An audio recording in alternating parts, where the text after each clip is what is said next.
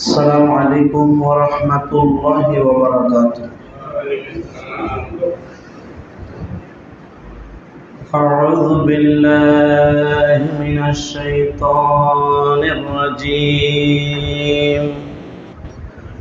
بسم الله الرحمن الرحيم. الحمد لله رب العالمين، والصلاة والسلام على سيد المرسلين وعلى آله وأصحابه أجمعين. إن الله وملائكته يصلون على النبي يا أيها الذين آمنوا صلوا عليه وسلموا تسليما. صلى الله على سيدنا محمد وأصحابه وسلم. صلى الله على سيدنا محمد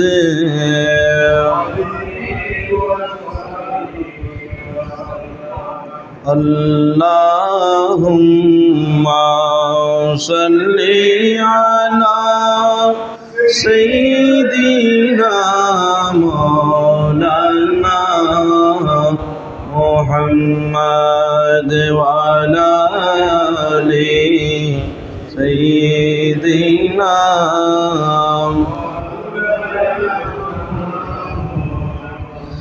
تیرے قربانی نے زندہ کر دیا اسلام کو، اور رہے گا تا ابد تیری بدولت اے حسین. اللہم صلی علی سیدنا مولانا محمد وعلی آل سیدنا.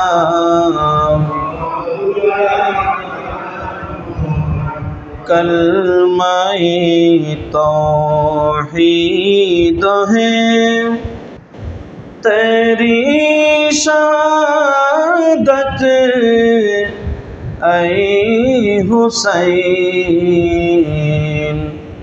تو نہ ہوتا تو نہ رہ جاتی صداقت اے حسین. اللہم صلی علی سیدنا مولانا محمد وعلی آل سیدنا.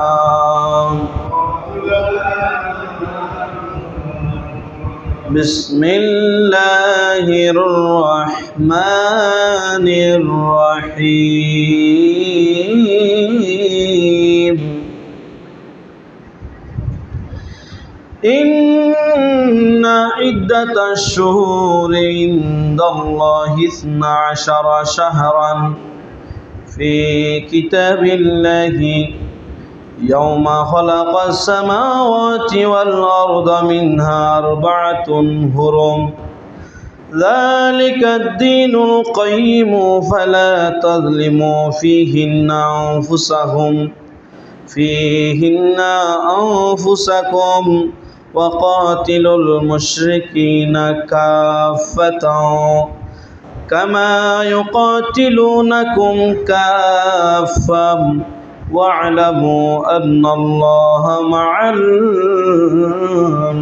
المتقين صدق الله المولانا العظيم وصدق رسوله النبي الحبيب الكريم رب صل وسلم وبارك عليه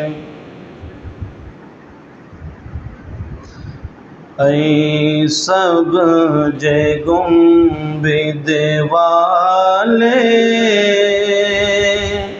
منظور دعا کرنا جب وقت نزائے دیدار عطا کرنا اے سب جے گنبد والے منظور دعا کرنا جب وقت نزائے دیدار عطا کرنا اے نور خدا آ کر آنکھوں میں سما جانا اے نور خدا آ کر آنکھوں میں سما جانا یا در پہ بلا لینا یا در پہ بلا لینا یا خواب میں آ جانا اے پردہ نشیں دل کی پردے میں رہا کرنا جب وقت نزائے دیدار عطا کرنا میں قبر ادری میں گھبراؤں گا جب تنہا میں قبر ادری میں گھبراؤں گا جب تنہا امداد میری کرنے امداد میرے کرنے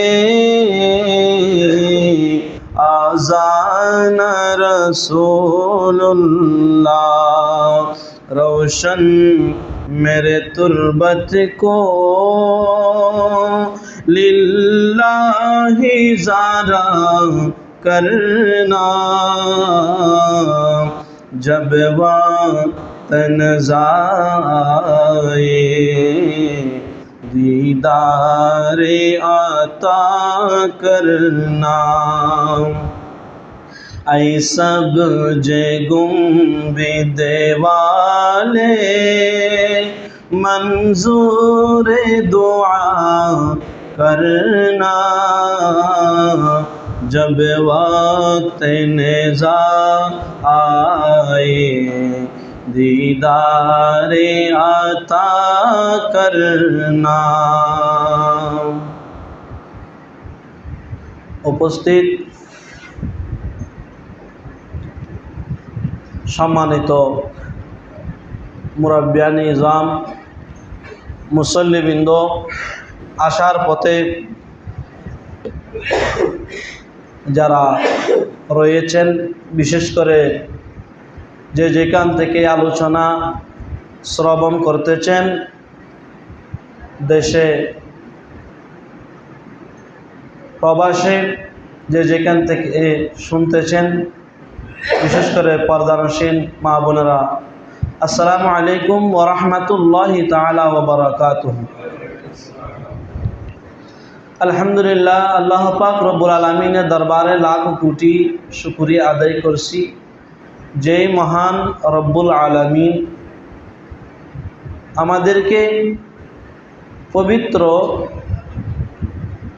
1445 হিজরি সনের পবিত্র আরবি বছরের প্রথম মাস মুহররমুল হারামের মাসে প্রথম জুমার নামাজ আদায় করার জন্য, জুমার নামাজ আদায় করার জন্য আল্লাহর ঘরে উপস্থিত হতে পেরে সবাই মোহাব্বতের আওয়াজ বলি আলহামদুলিল্লাহ। লাখ কোটি দরুদের হাদিয়া প্রেরণ করছি রাহমাতুল লিল আলামিনের দরবারে, এবং শ্রদ্ধার সাথে স্মরণ করছি ওই সমস্ত আউলিয়া কিরাম যাদের অক্লান্ত পরিশ্রমের বিনিময়ে আমাদের ঘরে ঘরে ইসলামের দাওয়াত আজ পর্যন্ত আমরা ইসলামের উপর অটল থাকতে পেরে সবাই আমরা ওই সমস্ত আউলিয়া কিরামদেরকে স্মরণ করছি। সম্মানিত উপস্থিতি, কালামে মজিদের সূরাতুত তওবা এর 36 নম্বর আয়াত আপনাদের সম্মুখে তেলাওয়াত করেছি। আল্লাহ পাক রব্বুল আলামিন ইরশাদ করেন, বিসমিল্লাহির রহমানির রহিম, ইন্না ইদ্দাতাশ শুহুরে, আল্লাহ বলেন ইন্না ইদ্দাতাশ শুহুরে, নিশ্চয় মাসগুলোর সংখ্যা, ইনদাল্লাহি ইসনা আশারা, আল্লাহর কাছে মাসগুলোর সংখ্যা হলো 12টি। মাসের সংখ্যা কয়টি? 12টি। ফি কিতাবিল্লাহি, আল্লাহ তাআলার কিতাবের মধ্যে, ইয়াউমা খালাকাস সামাওয়াতি ওয়াল আরদা মিনহা, ইয়াউমা খালাকাস সামাওয়াতি ওয়াল আরদা, যখন থেকে তিনি আসমান এবং জমিন সৃষ্টি করেছেন, মিনহা আরবাআতুন হুরুমুন, 12টি মাসের মধ্যে 4টি মাস হলো সম্মানিত। জোরে বলেন সুবহানাল্লাহ। আল্লাহ পাক রব্বুল আলামিন আমরা যে 12টি মাস গণনা করতেছি, এই 12টি মাসের ব্যাপারে আল্লাহ পাক রব্বুল আলামিন কালামে মজিদের মধ্যে ইরশাদ করেন, মাসের সংখ্যা হলো 12টি। এই 12টি মাসের মধ্যে আল্লাহ পাক রব্বুল আলামিন 4টি মাসকে সম্মানিত হিসেবে ভূষিত করেছেন, ঘোষণা দিয়েছেন। জোরে বলেন সুবহানাল্লাহ। আমার আল্লাহ বলেন, যালিকাদ দীনুল কাইয়্যিম,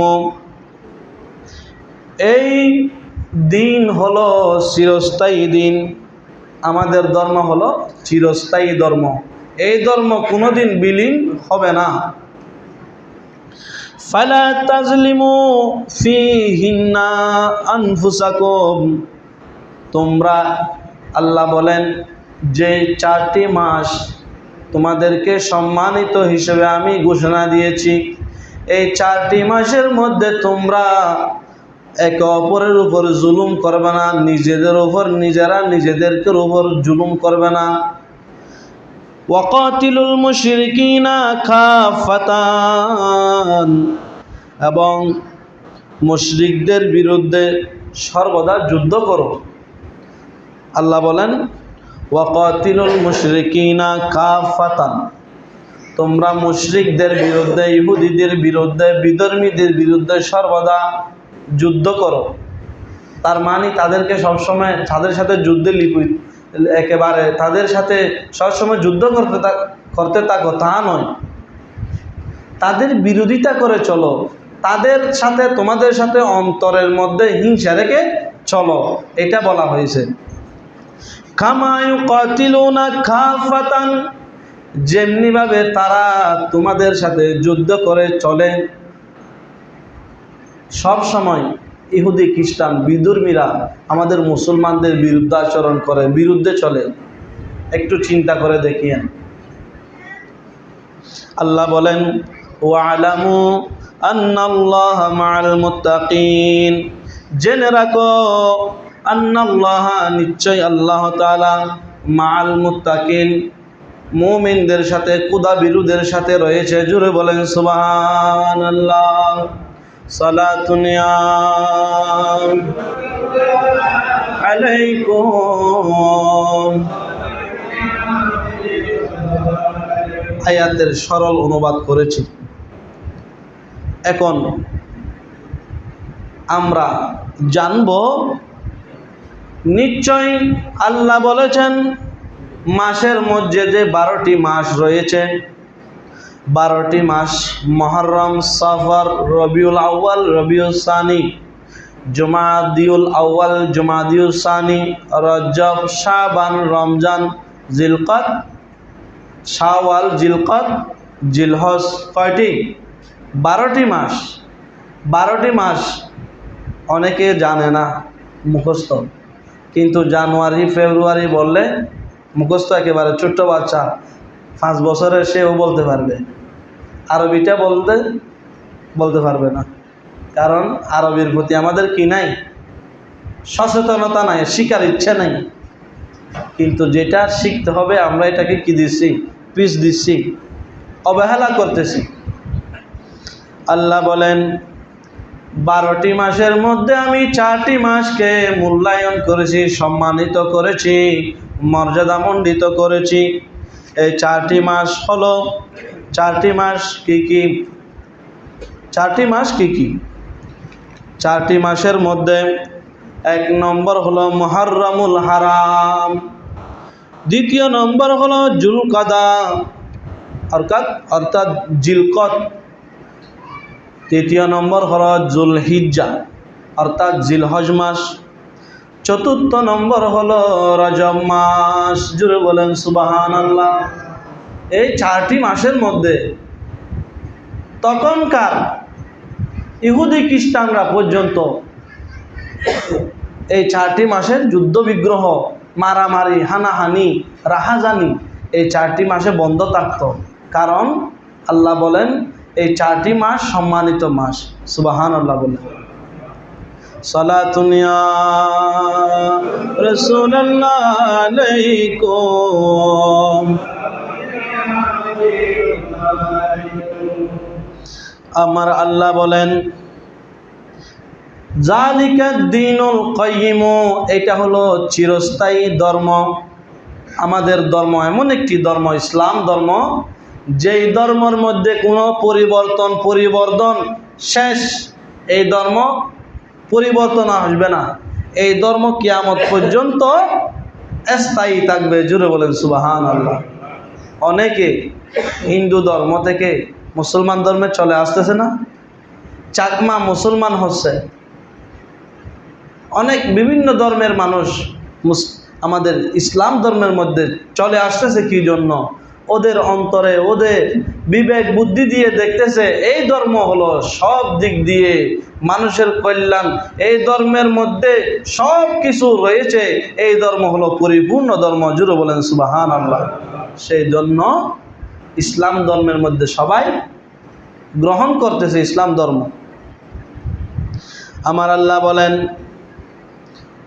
তোমরা এই 4টি মাসের সম্মানিত মাসসমূহের মধ্যে কেউ কারোর সাথে জুলুম করবে না, একে অপরের সাথে জুলুম করবে না। ওয়াকাতিলুল মুশরিকিনা কাফাতান, আর তোমরা কাফেরদের বিরুদ্ধে সর্বদা যুদ্ধ করো।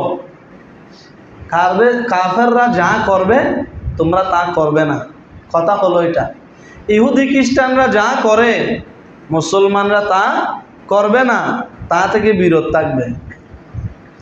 এখন আমরা দেখি আমাদের আমরা ইহুদি খ্রিস্টানদের কালচারটা আমরা মডেল হিসেবে গ্রহণ করতেছি।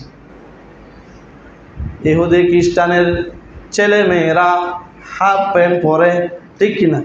আমাদের ঘরে যারা একটু সচ্ছল, যাদের ফ্যামিলি একটু টাকা পয়সা আছে, একটু ধন দৌলত যাদের একটু বেশি আছে, তারা একটু আপডেট হয়ে কি করে চলে, মেয়েরা চুজ প্যান্ট পরবে, গেঞ্জি পরবে, আর ছেলেরা হাফ প্যান্ট পরবে, গেঞ্জি পরবে, 3/4 প্যান্ট পরবে। যেটা ইহুদি খ্রিস্টানরা করে, আল্লাহ বলেন তোমরা তাদের বিরোধিতা করো, এটা পরিহার করতে হবে, এটা বাদ দিতে হবে। আমরা এটা গ্রহণ করতেছি, ঠিক কিনা? আমি কি আমার মন গড়া কথা বলতেছি না, কোরআন শরীফের আয়াতের কথা বলতেছি। আল্লাহ বলেন তোমরা ইহুদিদের সাথে যুদ্ধ করো, তার মানে তাদেরকে মেরে ফেলো তা নয়। তারা যা করে তাদের বিরোধিতা করে তোমরা চলো এর বিপরীতে চলো। তারা ইহুদি খ্রিস্টানদের মেয়েরা চুল কাটতেছে, চুলের ডিজাইন করতেছে বিভিন্নভাবে, মেয়েদের চুল ছেলেদের মতো করে রাখতেছে। আজকে আমাদের সমাজে দেখেন অনেক আমাদের মুসলমান নামদারি ভদ্র পরিবারের ছেলে মেয়েরা বিভিন্ন ইহুদি খ্রিস্টানদের স্টাইলে চুল কাটতেছে, ঠিক কিনা? আমরা কোরআন হাদিস কতটুকু মানতেছি, কোরআন হাদিস অনুযায়ী কতটুকু চলতেছি?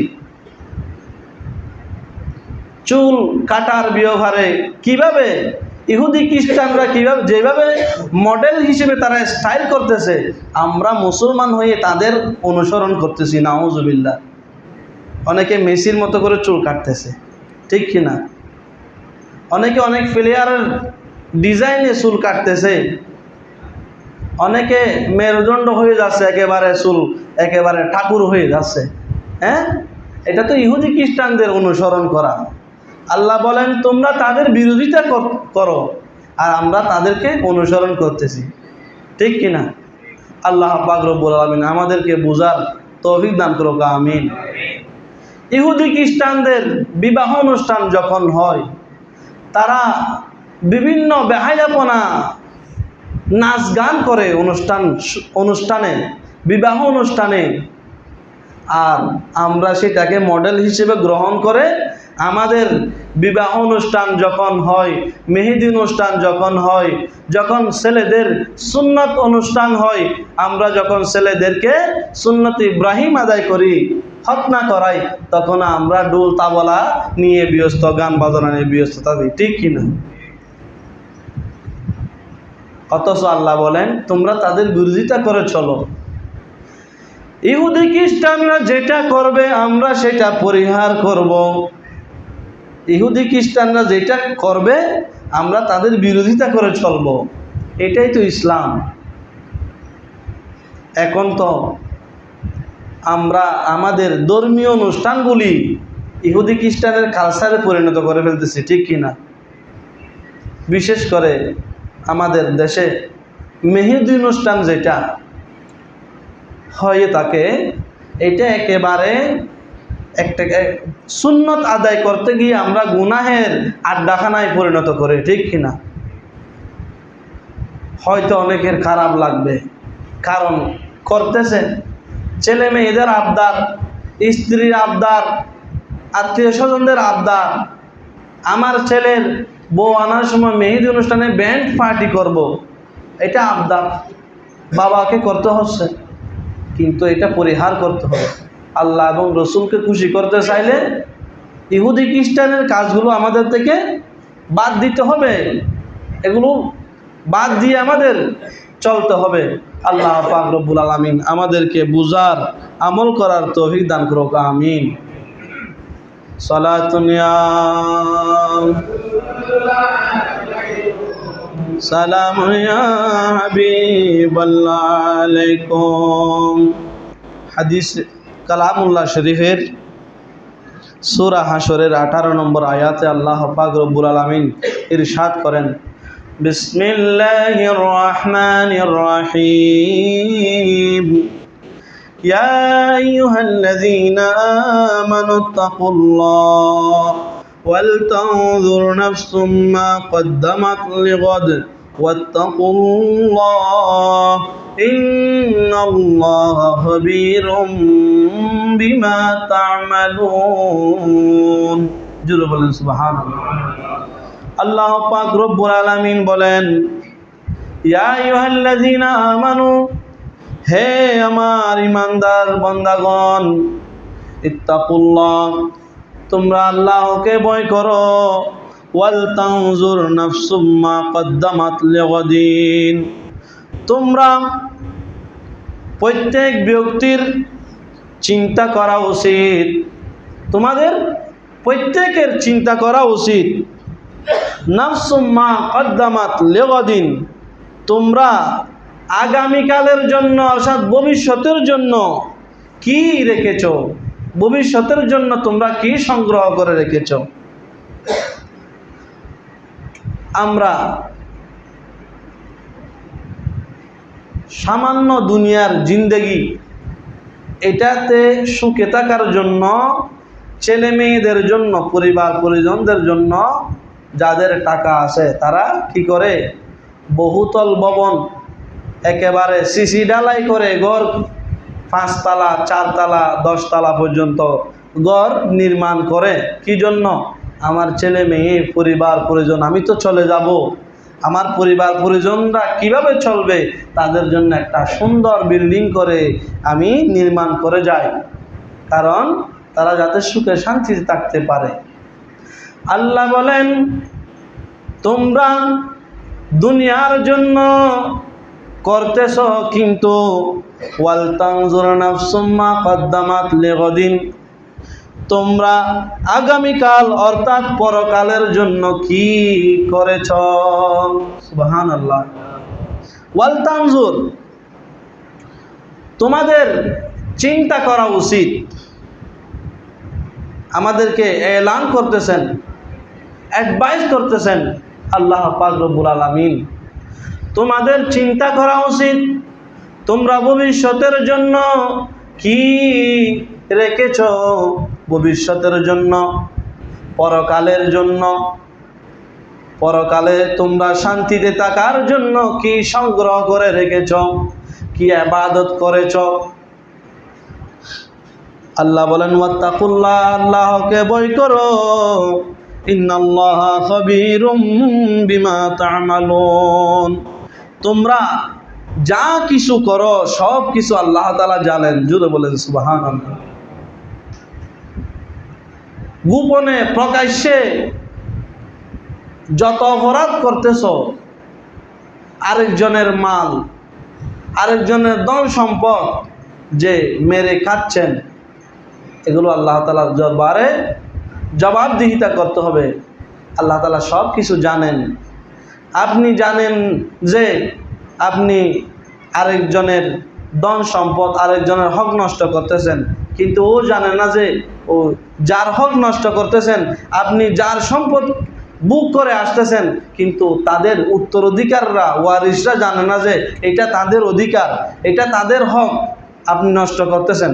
কিন্তু আল্লাহ বলেন, আমি জানি, ইন্নাল্লাহা খাবীরুম বিমা তা'মালুন, তোমরা যা কিছু করতেছ সব কিছুর হিসাব, সব কিছুর খবর আল্লাহ তাআলা জানেন। জোরে বলেন সুবহানাল্লাহ।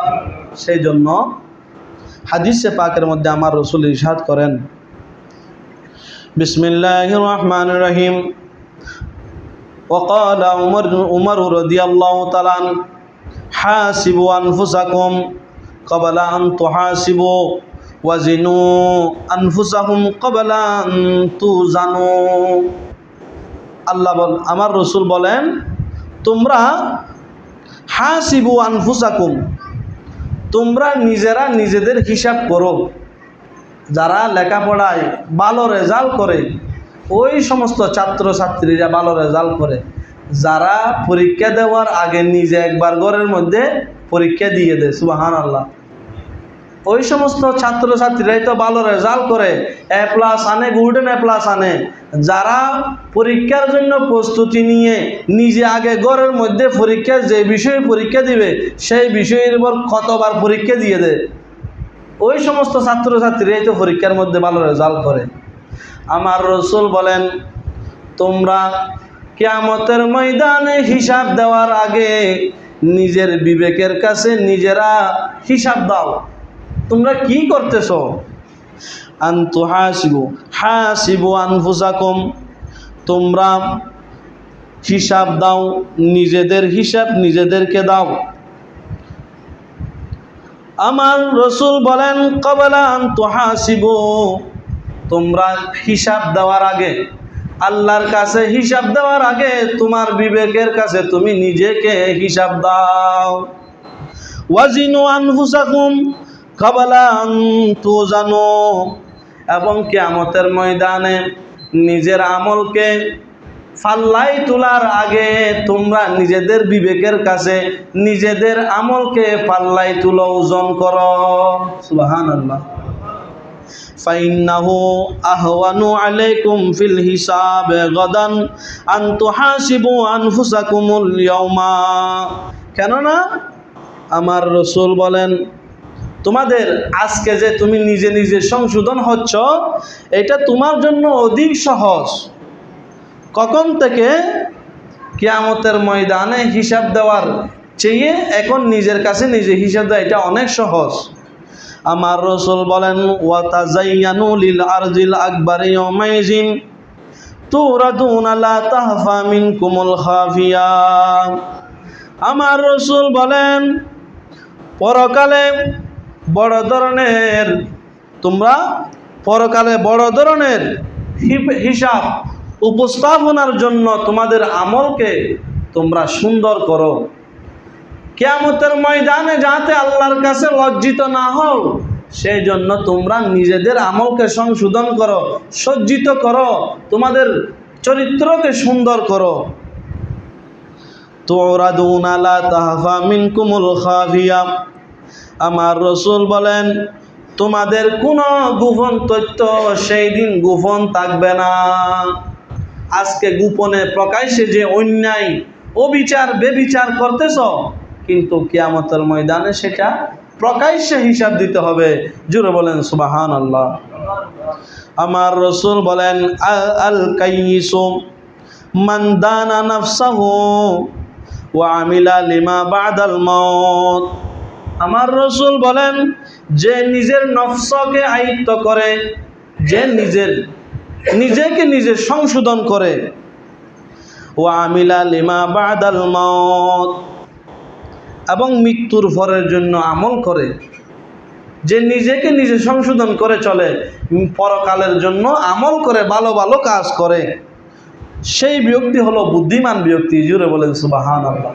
তাকে আরবিতে বলা হয় আল কাইয়িস, সেই ব্যক্তি বুদ্ধিমান। আমার রসুল বলেন, ওয়াল আজিজু, আর বিত ব্যক্তি, দুর্বল ব্যক্তি হলো ওই ব্যক্তি, হতভাগা ব্যক্তি হলো ওই ব্যক্তি, মান আতবা নাফসাহু হাওয়াহা, যে নিজের ইচ্ছে মতো চলে, যে নিজের ইচ্ছে মতো চলে, যেমন ইচ্ছা তেমন চলে, যেমন মন চায় তেমন করে, অর্থাৎ কোরআন হাদিসের দ্বারে না, আল্লাহ এবং রসুলকে কোনো ভয় করে না। যা হবে পরকালে হবে, আগে করে যাই। নাউজুবিল্লাহ বলেন। আমার রসুল বলেন, ওই ব্যক্তি হলো একেবারে হতভাগা ব্যক্তি। ওয়া তামান্না আলাল্লাহিল আমানিয়া, বলে সে ধারণা করে যা কিছু আল্লাহ করবে পরকালে, আল্লাহ যা করে, এই ধরনের বলাটা না, এটা হচ্ছে গুনাহের কাজ। নাউজুবিল্লাহ বলেন। সালাতুন ইয়া রাসূলুল্লাহ আলাইকুম। হাদিসে পাকের মধ্যে আমার রাসূল ইরশাদ করেন, وقال رسول الله صلى الله عليه وسلم لرجل وهو يعظه, আমার রাসূল একজন ব্যক্তিকে উপদেশ দিতে গিয়ে বলেন, ইগতানিম খামসান ক্বাবলা খামসিন, তোমরা পাঁচটি বিষয়ের পূর্বে মূল্যায়ন করো।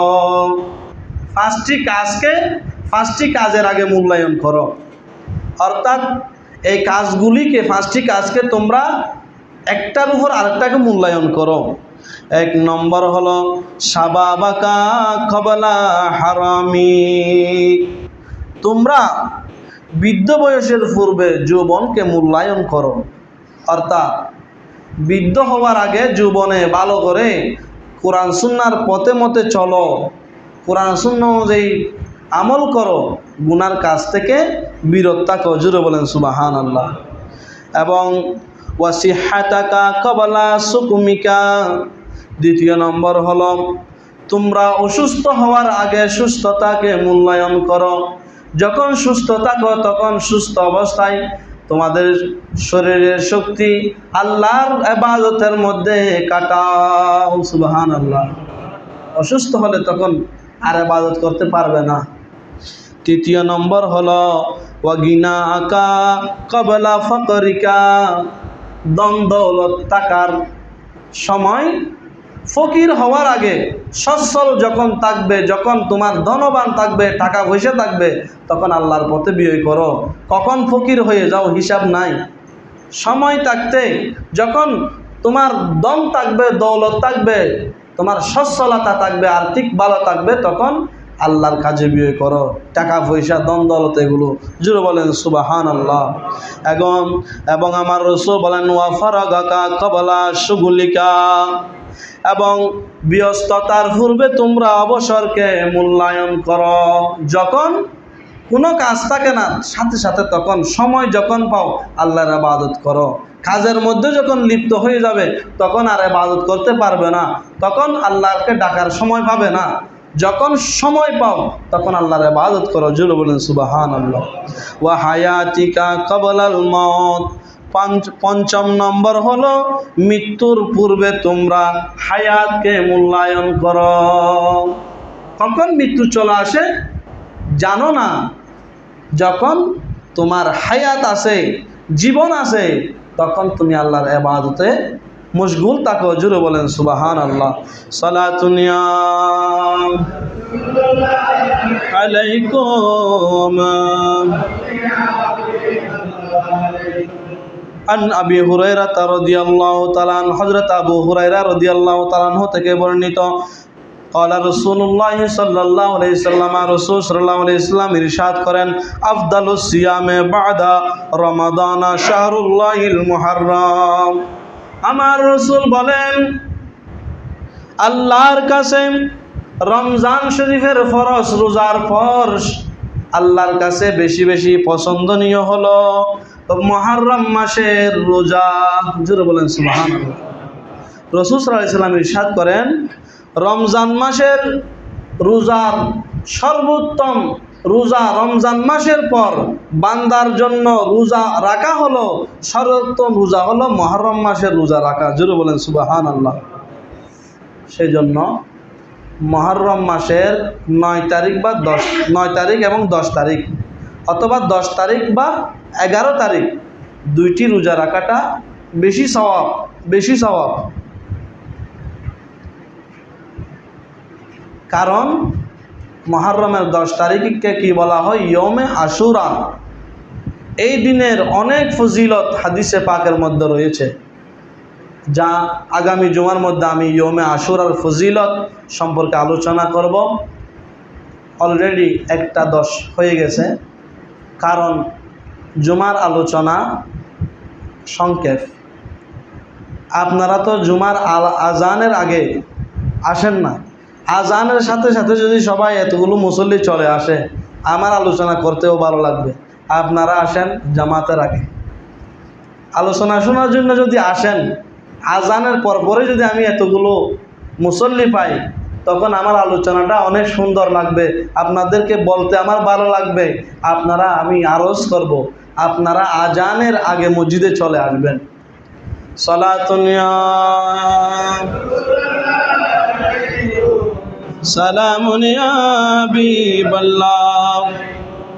আমার রাসূল হাদিসে পাকের মধ্যে ইরশাদ করেন, আন্না রাসূলুল্লাহ সাল্লাল্লাহু আলাইহি সাল্লাম কাদিমাল মদিনাতা, নবী করিম সাল্লাল্লাহু আলাইহি সাল্লাম মদিনা শরীফে সফরে গেলেন। ফাওয়াজাদাল ইয়াহুদা সিয়ামান, তখন ইহুদিদেরকে দেখলেন তারা রোজা রাখতেছেন ইয়মে আশুরা রোজা রাখতেছেন।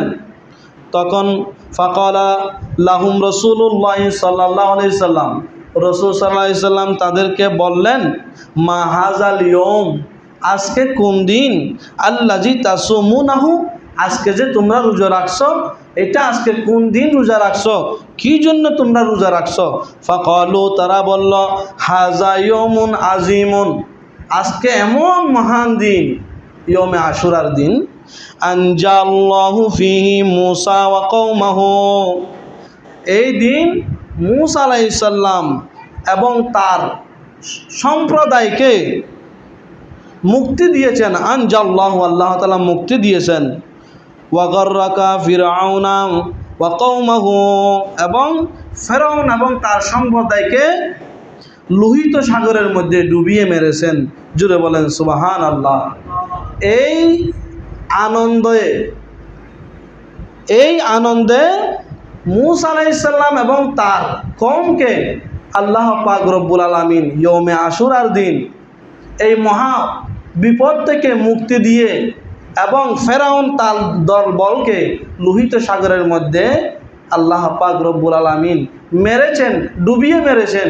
সেই শুকরিয়া আদায় করে ইহুদি নাসারারা সেই দিন খুশি উদযাপন করে রোজা রাখত। জুড়ে বলেন সুবহানাল্লাহ। তখন আমার রসুল বলেন, ফানাহনু নাসুমুহু, আমরাও রোজা রাখব।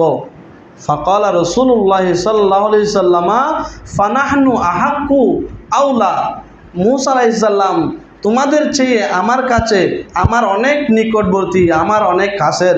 এবং ফাসামাহু রাসূলুল্লাহ সাল্লাল্লাহু আলাইহি সাল্লাম, অতঃপর রাসূল সাল্লাল্লাহু আলাইহি সাল্লাম ইয়মে আশুরার দিন রোজা রাখলেন। ওয়া আমারা বিসিয়ামিহি, সাহাবায়ে কেরামদেরকে রোজা রাখার নির্দেশ দিলেন। জুড়ে বলেন সুবহানাল্লাহ। হাদিসে পাকের মধ্যে অনেক ফজিলত রয়েছে। যেই ব্যক্তি ইয়মে আশুরার দিন রোজা রাখবে, তার এক বছরের পরবর্তী এবং পরবর্তী জীবনের গুনাহ মাফ করা হবে। জোরে বলেন সুবহানাল্লাহ। এক বছরের গুনাহ ক্ষমা করা হবে একটি রোজার বিনিময়ে। সেই জন্য আমরা ইহুদি খ্রিস্টানরা যেহেতু ইয়মে আশুরার দিন রোজা একটা রাখছে, আমরা দুইটা রোজা রাখবো, কারণ তাদের বিরোধিতা করে। হয়তো 9 তারিখ 10 তারিখ থাকবেন, আর না হলে 10 তারিখ 11 তারিখ, দুইটা রোজা রাখবেন। আল্লাহ পাক রব্বুল আলামিন আমাদেরকে বুঝার আমল করার তৌফিক দান করুক, আমিন। সালাতুন ইয়া রাসূলুল্লাহ আলাইকুম। সম্মানিত হাজিরিন, এই মাসের মধ্যে ইসলামের দ্বিতীয় খলিফা হযরতে উমর ফারুক রাদিয়াল্লাহু তাআলা আনহুর উরুসে পাক পহেলা মুহররম 26 হিজরিতে হুজুর ইন্তেকাল করেন, শাহাদত বরণ করেন। সেই জন্য উমর ফারুক রাদিয়াল্লাহু তাআলা আনহুরকে আপনারা স্মরণ করবেন। এই মাসের মধ্যে ফারুক আজমের ফাতিহা শরীফ আদায় করবেন। এই মাসের মধ্যে বিশেষ করে ইয়মে আশুরার দিন অনেক ঘটনা ঘটেছিল। আল্লাহ পাক রব্বুল আলামিন এই বিষয়ে আমি ইয়মে আশুরা সম্পর্কে আগামী জুমার ইনশাআল্লাহ যদি আমাদেরকে আপনাদেরকে বাঁচিয়ে রাখে, আল্লাহ পাক রব্বুল আলামিনের দরবারে দোয়া করব। সেই আগামী জুমার মধ্যে ইয়মে আশুরা সম্পর্কে আলোচনা করব। বিশেষ করে যারা পারেন ইয়মে আশুরার দিন 9 তারিখ এবং 10 তারিখ দুইটা রোজা রাখার চেষ্টা করবেন, অথবা 10 তারিখ 11 তারিখ। আল্লাহ পাক রব্বুল আলামিন আমাদেরকে কবুল করুক, আমিন। ওয়া আখিরি দাওয়ানা আলহামদুলিল্লাহি রাব্বিল আলামিন। আসসালামু আলাইকুম ওয়া রাহমাতুল্লাহি ওয়া বারাকাতুহু।